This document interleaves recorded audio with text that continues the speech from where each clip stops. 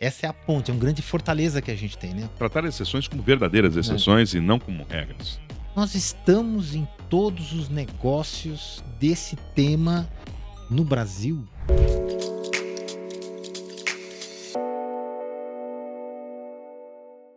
Salve, salve, Luiz Paulo Teixeira na área. Estamos aqui com mais um programa do Sales Clube aqui no YouTube do Sales Clube ou então nas plataformas que você pode assistir, sejam elas quais forem. A gente tem vários programas por aqui. Eu sou o Luiz Paulo, sou CEO do Sales Clube e este programa especial é um programa que fala com decisores, com pessoas de influência no mercado, mas principalmente a influência que nos inspira dentro do mundo empresarial. E eu queria dar as boas-vindas para o meu primeiro convidado desse programa, para o nosso primeiro convidado. Eu vou aqui, vou pegar a colinha, que o currículo é longo.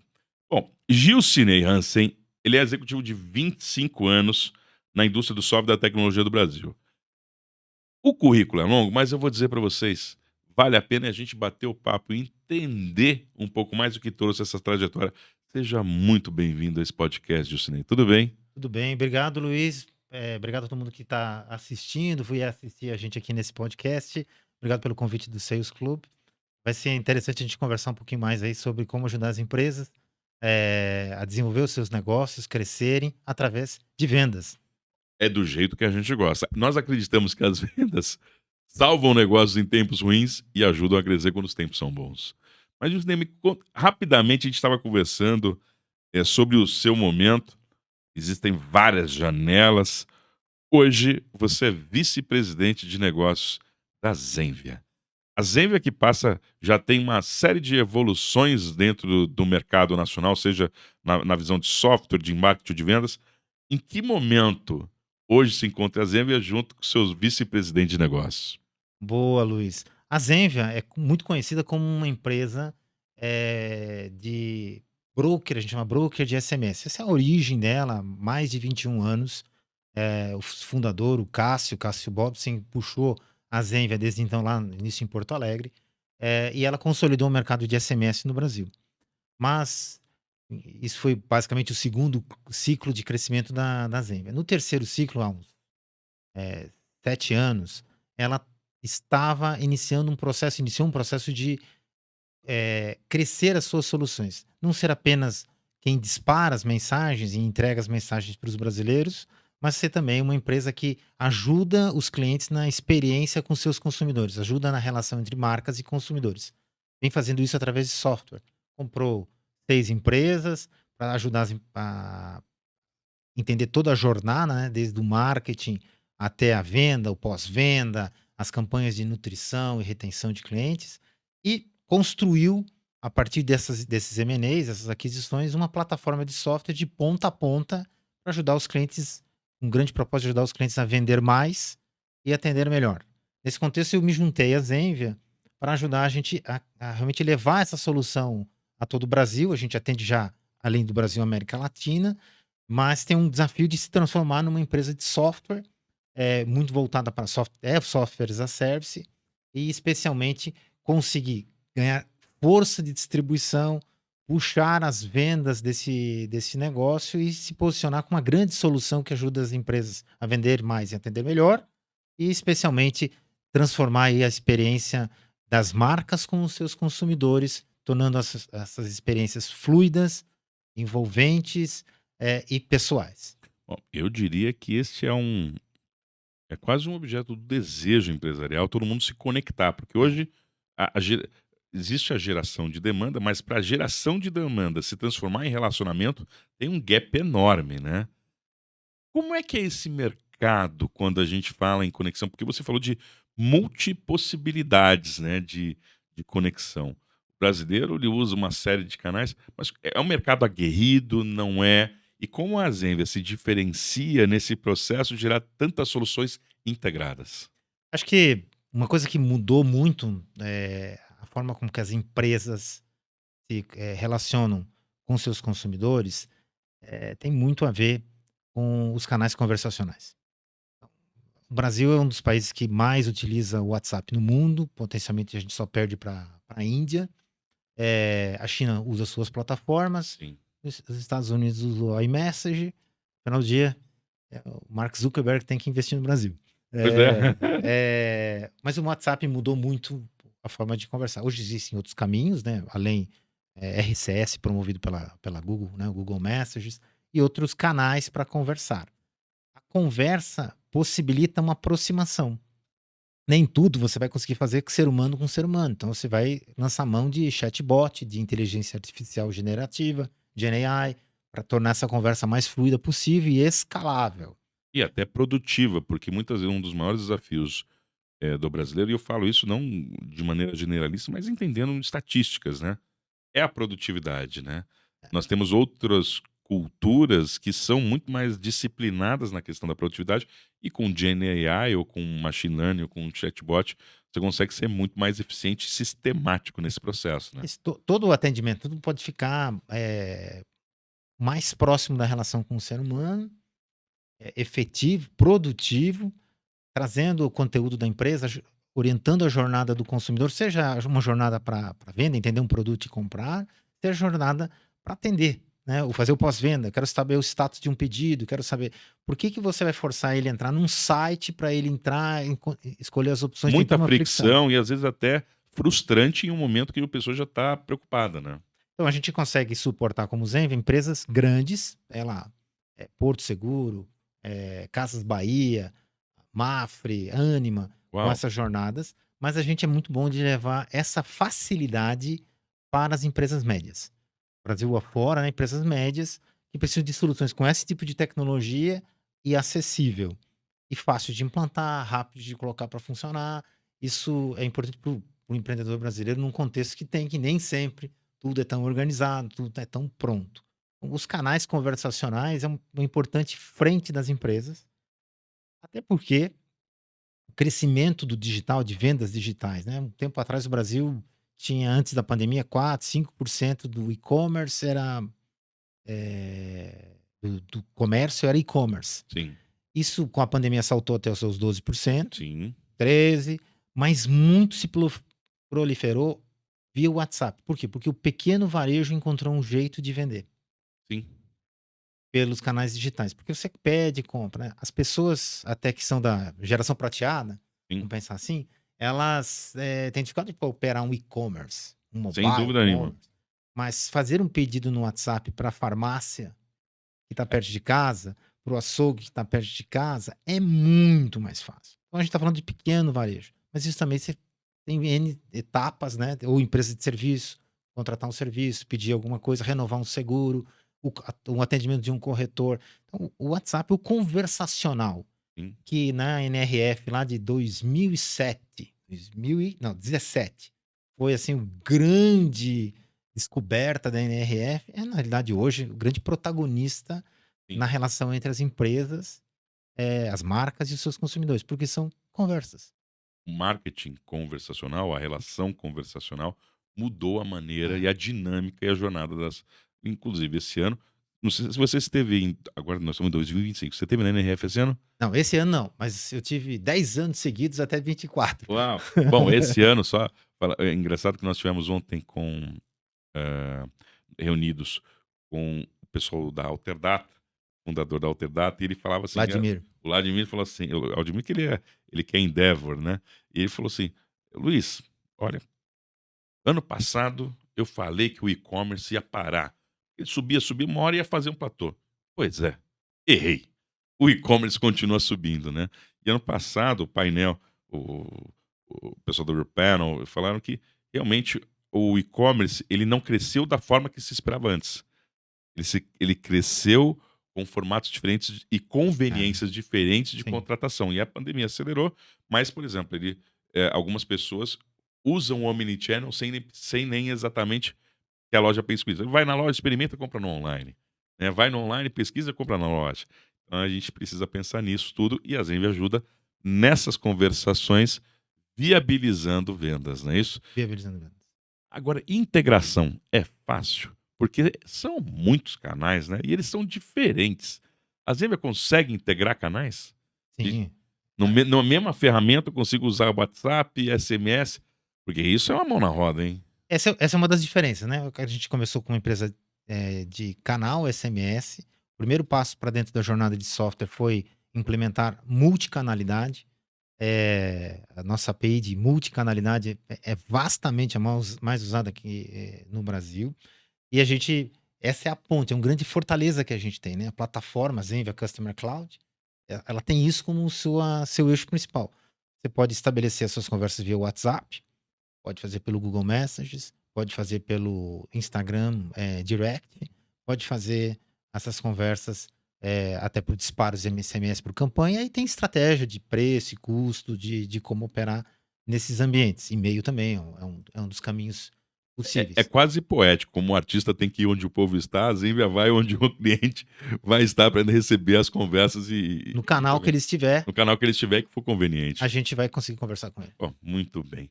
A gente já já vai voltar no Papo de Zenvia, que tem uma coisa nova para falar para o mercado aí que eu acho que é interessante, mas eu queria tocar um assunto também, porque esse é um papo de Boa. empreendedores. É muito interessante quando a gente olha a sua jornada como um todo, ela é muito rica. É É. muito rica em experiências, é muito rica em atividades raras e complexas, como são chamados os M&As, fusões e aquisições. Você teve dentro de histórias muito interessantes, que todo mundo tem muito interesse ou curiosidade de saber. Quantos M&As você já participou? Contar. Tem Tem que conta e, contar. não, e vai demorar. Vai contar. Eu fui guindado a esse papel há muitos anos atrás, em 2006. Vejam, na época, antes de 2006, era um franqueado na DataSul, uma empresa de software que foi comprada pela TOTOS. E tive a oportunidade de participar da equipe de M&A. Lá a gente fez 10 transações na época. Buscando especializar o software então da DataSul para verticais. Era um grande esforço. E a gente fez 10. Acho que cansou de brincar disso e vendeu. Né? Então a gente fez o outro lado. Fez um last, o último. Vamos fazer o outro lado. E a gente foi para dentro da TOTOS. A TOTOS também, acho que teve várias empresas que a gente participou, processo de seleção. Lembro aqui da PC Sistemas, da VirtualAge, outras empresas que a gente sempre de tecnologia de software. Lá. Depois a experiência mais longa, né, de M&A no setor de tecnologia foi a Lynx. A Lynx fez na sua história 36 Meu M&As. Deus. Devo ter participado mais da metade, eu acho, que a gente fez desde 2006 lá. E o que eu acho que vale para compartilhar dessa experiência, para trazer um valor, é um pouco do que a Lynx fazia em termos de estratégia, né? Ela tinha uma estratégia muito objetiva, né? Estava contando isso para você antes, assim, 4 princípios que precisavam ser seguidos, e se seguidos, tem uma grande chance de a gente acertar. Né? A gente buscava sempre negócios de software para o varejo, negócios baseados em receita recorrente, tivessem alto loquinho, Um, segurar o cliente, que segurava o tinha cliente, tinha um LTV mais longo, isso, muito difícil para o cliente para troca, né? a Uma barreira troca, alta, né, de uma troca. barreira alta de troca, uma forma de falar, e que não tivessem concentração, quer dizer, que essa empresa de software, ela servia muitos clientes e não tinha um grande cliente que tinha E tivesse uma 20, matriz de risco mais complicada. que desse uma matriz de risco mais complicada. Seguindo os 4 princípios, né, a taxa de sucesso era muito alta nesse contexto. Depois, a própria Lynx tinha uma bela máquina de incorporação e de colocar isso em operação. E Que quando você entrava no Hunting, Discovery ou no processo de M&A? Especialmente, a gente tinha uma estrutura que fazia hunting, que pesquisa, um outro aprendizado para quem está nessa jornada. A Lynx e os seus fundadores se relacionavam muito bem com o mercado, mesmo com aqueles que eram competidores, o Alberto Menache, especialmente, o Denis, uma relação muito forte. De benchmark nativo mesmo, Isso, até vamos com os próprios players do mesmo mercado. mantendo sempre conversas abertas, portas abertas, tentando entender os momentos. Isso criou um belo pipeline, né? Vamos chamar assim, De de oportunidades. oportunidades, um leque de relacionamentos forte para construir. Porque a gente olha para M&A e acha que é compra. Na realidade não é compra, é venda. É Na sobre pra venda, não é sobre compra. Você vende o futuro. Então, muitas vezes você está de frente com um empreendedor que fez o seu negócio, que fatura 20, 30, 40, 50 milhões, acredita muito naquilo. Ele precisa enxergar que aquele seu legado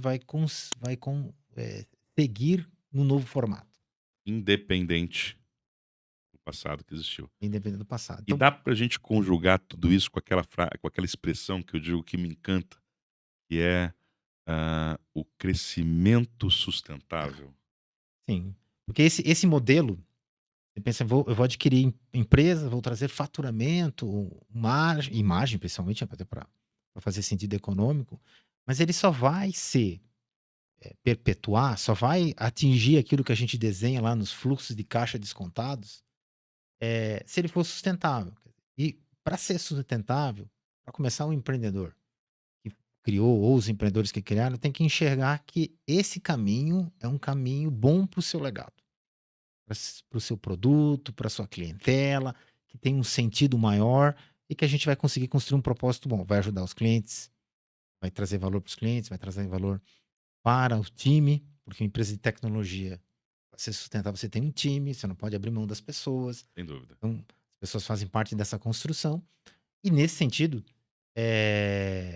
o vender do M&A e o empreendedor entender sua continuidade ali, que vai perdurar aquela solução, aquele cliente ou aquele modo de fazer, é chave para crescer via aquisições, ser sustentável. E cá entre nós, a gente fala, o Brasil, esse Brasilzão, país continental, diverso, que a cada 50 quilômetros que a gente anda para dentro é uma dinâmica diferente. A gente encontra muitas organizações que elas já têm bom faturamento, muitas vezes têm aspectos familiares, não no sentido pejorativo, mas há um envolvimento familiar, às vezes na segunda geração, e o mercado acaba entendendo, opa, isso aqui é uma oportunidade, e acaba criando provocações ou prospecções de compra. Há uma organização que não tem estrutura exatamente para entender como é esse processo de due diligência ou de que é um M&A, o que faz as pessoas ou ficarem assustadas ou às vezes fazer um mau negócio para não se Sim. prepararem. Já que você falou que é um negócio de venda e não exatamente de compra, para essas pessoas que enxergam que ou que já foram acionadas por alguém de fora sobre a possibilidade de venda, negócio, como é que elas podem se preparar? Qual dica para quem esteve muito Sim. tempo no lado das organizações, que abraçaram essas novas empresas, falar para essas pessoas como elas podem se preparar? Acho que, assim, as empresas médias, a gente sabe que o Brasil é um país difícil para empreender, difícil para fazer negócios, do ponto de vista eh, tributário, qualquer ângulo que a gente quiser, a gente tem. Os empreendedores no Brasil realmente são muito mais difícil, né? Então, vamos pensar assim, Tem nesse um nível de sentido, dificuldade maior, vamos falar é assim, complexidade maior no uma Brasil. complexidade maior para vencer aqui. Nesse sentido, o primeiro passo, acho que para pensar, isso pode ser um ponto bom, um futuro bom para o negócio, também se preparar do ponto de vista, dos seus números, do seu contábil, do seu financeiro, estruturar minimamente seus processos, preparar a empresa para um próximo passo. Então, isso vai ser bom independente de vender ou não vender. Até Eh, porque o negócio que tem essas características ou esses milestones, ela fica bem para si mesma. A capacidade de geração de caixa, a capacidade de estruturação, enfrentar desafios como foi a pandemia, é muito maior quando você está preparado. isso aí são várias coisas que você vai acabar fazendo, assim, muitas empresas médias, assim, ainda tem confusão de caixa, dinheiro dos sócios, dinheiro na Mistura. companhia, tem uma mistura, tem que organizar, ter uma boa contabilidade, tem que se preparar para isso, buscar critérios contábeis corretos, buscar uma auditoria, eh que é da região, não precisa ser nenhuma big, Big Four, pode ser mas a auditoria externa, uma auditoria externa para dar um nível de qualidade, você tá subindo a governança. Então, estruturar os processos são questões da própria gestão. Formar o segundo nível de lideranças, porque lá na frente, você como empreendedor, pode ser que que siga dentro da empresa que comprou. Mas muitas vezes não acontece isso. Ele por momento de vida, isso aí. Então o time que está lá tem que preparar ele. Não para exatamente uma venda, mas você está desenvolvendo os gestores, os seus diretores, você está formando isso. Esse eu acho que é os primeiros passos preparativos. Isso é uma jornada de anos, muitas vezes.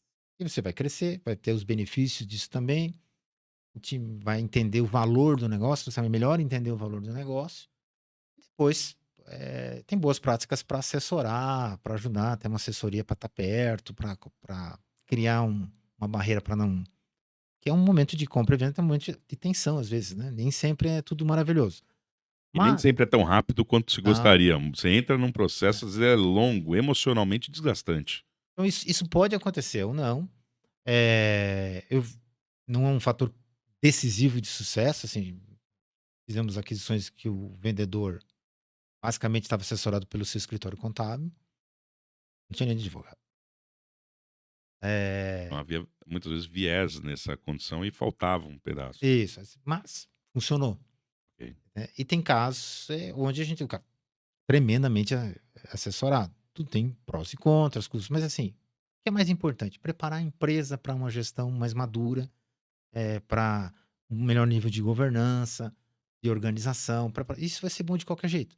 Tanto que se aconteça, Ou se ou não. você não, vai que a empresa cresce mais, passa a gerar mais caixa, de repente está na outra ponta. Então, assim, tudo isso tem oportunidades para as companhias. Então não deve ser, eu nunca recomendo um empreendedor, às vezes eu fico um pouco com o pessoal das startups, né, Você é que investidor anjo, né? que ficam pensando no exit, no exit, no exit.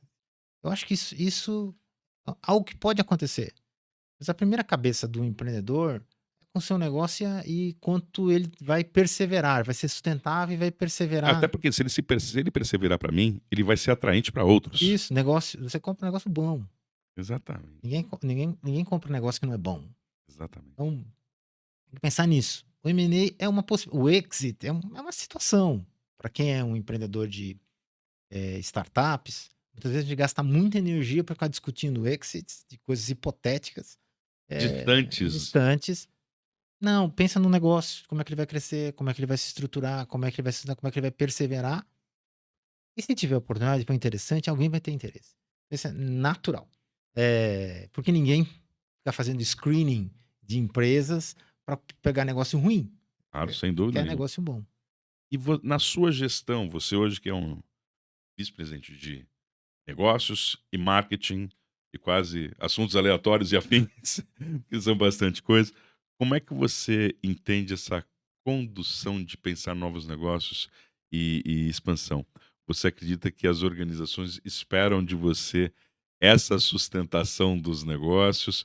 Como é que é a relação do teu time em relação, porque nem sempre é é que nem quando a gente fala de provisão de caixa, pensar em ter segurar um pouco, vamos mexer, vamos colocar mais runaway, nem sempre isso é tão sexy quanto falar em expansão e Sim. crescimento. Como é que você lida com isso, com essas ansiedades nos seus boards e nas suas gestões? Eu acho no negócio de, principalmente de software, lá no passado, pra gente ver de onde a gente vem, né. Perfeito. No passado, a gente não tinha, grandes, fontes de financiamento. Basicamente, a gente vendia a licença do software para pegar o dinheiro da licença do software e investir no próprio produto para melhorar o produto. Então, assim, era um mundo difícil.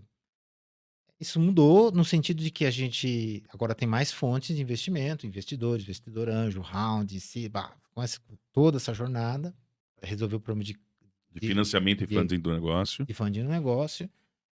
Ao mesmo tempo, o negócio passou a ser um negócio de receita recorrente, majoritariamente, sem nada de upfront. Então não tem mais, a gente chamava no passado bolachadas, né, que eram grandes negócios que traziam um valor enorme de licença na frente. Isso não existe mais. Existe é você conquistar clientes, fazer um bom projeto de ativação e vir a receita recorrente gradativamente à medida que o negócio, sua solução é mais usada no cliente. Então, assim, a retenção é a chave para o Isso. empilhamento de receitas. Isso, você empilha e você tem que reter do outro lado, né, porque assim, então a lógica Já não é mais uma lógica que era do passado, é uma lógica de que você tem que ser uma operação sustentável.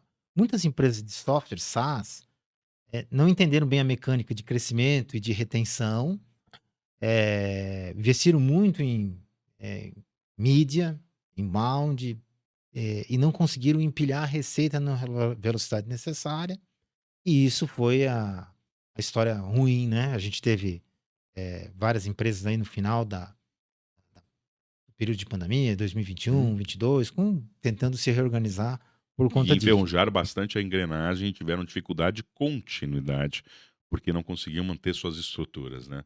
Até a questão de cash burn que calma, né, o Você negócio precisa ser não pode ser uma festa, não é um fast buck, né, fazer as coisas. você tem oportunidades para investir, fazer uma aceleração de crescimento, comprar, testa a máquina, faz ela rodar. Eu estou conseguindo converter a minha conta de payback, né, de quanto eu investi, em quantos meses isso volta, considerando a margem ideal desse produto. São contas que é possível fazer e que te dão noção se dá para queimar mais dinheiro em mídia, por exemplo, ou não, o que limite que você tá.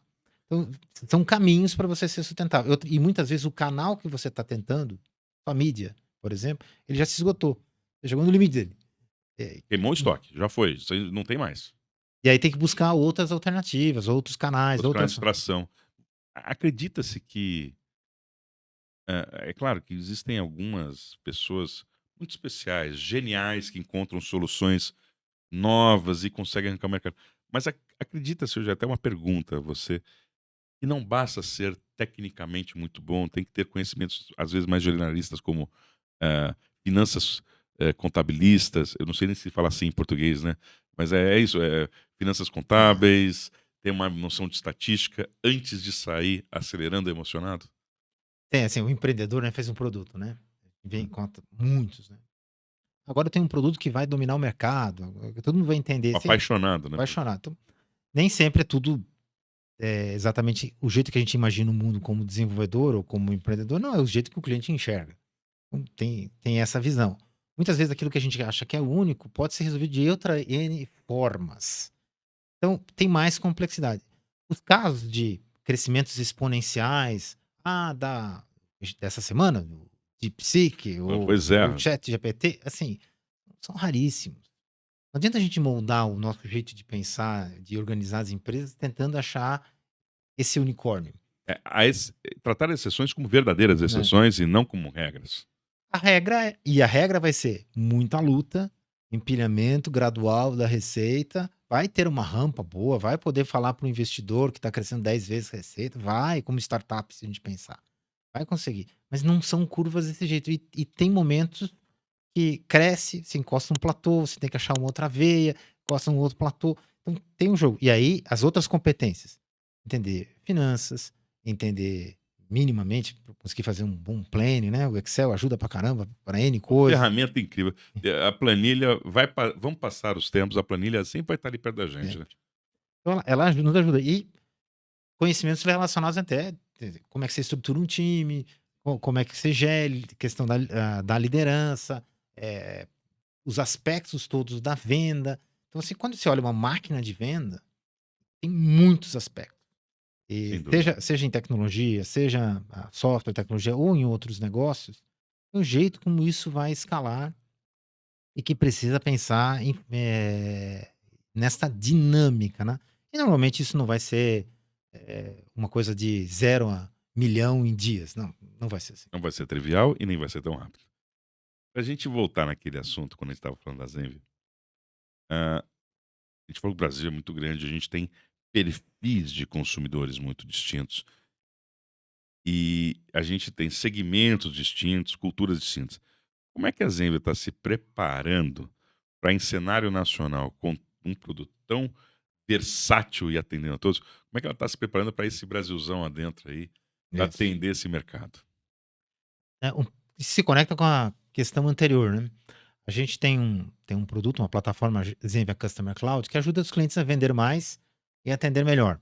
Toda a jornada de customer experience, né, do consumidor com a marca, a gente consegue segurar numa plataforma só, multicanal. Isso tem uma atratividade enorme. E a gente trabalha fortemente num canal de venda direta com mídia, inbound marketing, inside sales, o processo tradicional, além de vendas outbound, com equipe própria para grandes empresas ou médias. Mas também tem um esgotamento, né? Tem uma capacidade de você fazer e escalar. Está crescendo, mas a gente fez a seguinte questão: nós estamos em todos os negócios desse tema no Brasil ou na América Latina, onde que a gente atua? No dia que vocês fizeram essa pergunta, a resposta saiu rápido ou É, rapidíssimo. Não, não estamos. Nós temos certeza que tem alguém comprando uma solução parecida com a nossa, o próximo, uma parte, um recorte, em algum lugar desse país e a gente não está lá. Como é que a gente faz para estar? Nem todo o discovery vai ser sempre a internet. E a gente aprendeu também durante as nossas jornadas que muitos dos clientes médios que a gente busca, pelo perfil, são empresas que precisam de mais apoio do que simplesmente implantar um software. Elas verdadeiramente queriam ajuda para ajudar a organizar o seu dia a dia, para integrar com outras soluções, para botar essas coisas para funcionar, para treinar as equipes internas. Não tem tempo. O empreendedor brasileiro focado na sua operação, eu brinco muito com as histórias do varejo, né? Tá mais preocupado em abrir a porta de rolo e começar a vender do Exato. que não dá, tem pouco tempo para estruturar um negócio, muito pouco tempo. Então, as estruturas dessas empresas, às vezes, elas estão muito voltadas para o operacional e pouco para conseguir implementar uma solução que vai ajudar eles. Sem dúvida. Não consegue parar. E eles falavam no nosso canal de inbound, inside, nosso vendedor, conversando com o cliente, ele fala assim: "Ah, eu tô aqui em Recife, não tem alguém perto aqui para vir aqui?" Por exemplo, Recife, João Pessoa, Manaus, Que tem Cuiabá, negócios punjantes que também. estão acontecendo. E aí você tem toda a distância para resolver. Aí surtiu assim, pum, a gente precisa ter uma rede. A gente precisa ter uma rede de parceiros, na realidade, uma rede de franquias, para nos dar capilaridade e proximidade. Gente que leva a nossa marca, é uma relação de confiança, intuito personal, é o termo que a gente usa juridicamente. Tem a nossa confiança, confiança técnica, confiança de negócio e nos representa nessas regiões. Eu consigo conectar até os canais, né? O cliente dá o lead nessa jornada com a gente, diz: "Ah, eu queria falar com alguém mais perto, alguém podia vir implantar aqui", a gente já conecta o franqueado mais próximo dele, e isso é uma forma de a gente escalar, tá em mais certames, né, em mais disputas, poder ajudar mais gente e escalar a plataforma, inicialmente em franquias aqui no Brasil, mas também onde a gente atua, no mercado latino-americano, a gente deve fazer o mesmo modelo também. Então vamos falar então com 2 pessoas aqui possíveis com a nossa audiência aqui. A primeira delas é, aqueles que têm às vezes já foram usuários da Zenvia, acreditam na marca ou então têm interesses no empreendedorismo, no mercado de tecnologia, um mercado crescente, sólido e com uma parceira, uma Sim. solução incrível. Como é que eles procuram a Zenvia ou como é que eles podem saber mais informações sobre esse mercado novo e essa oportunidade que a Zenvia está abrindo ao mercado? Não, se você quer empreender nesse negócio de tecnologia com inteligência artificial para ajudar os clientes a vender mais e atender melhor, tem domínio de tecnologia, é uma agência digital, é uma empresa de serviço de tecnologia, é um integrador, eh, conhe lida com tecnologias como CRM, RP, e-commerce, entra no site da Zenvia, zenvia.com.